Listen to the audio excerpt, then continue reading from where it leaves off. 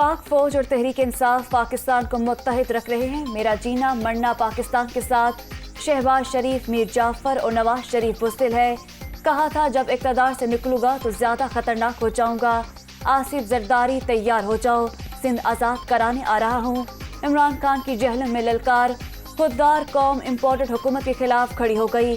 अब 20 नहीं 25 लाख अफराद इस्लामाबाद पहुँचेंगे। PTI चेयरमैन पुर उम्मीद। मुल्क में फौरी इंतखाबात का मुतालबा।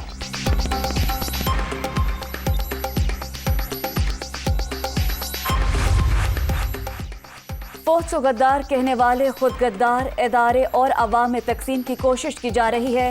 इख्तलाफात काबिल एहतराम, मगर बात हमारे घर पर आ गई है। इल्ज़ामात बर्दाश्त नहीं करेंगे। रिटायर्ड फौजियों का रद्द-ए-अमल।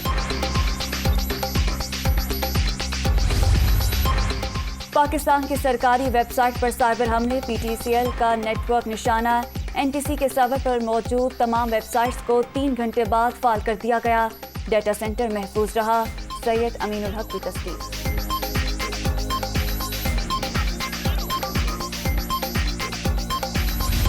और आवाम पर फिर बिजली गिराती गई। सहमाही एडजस्टमेंट कीमत में फी यूनिट कीमत में 57 पैसे इजाफा।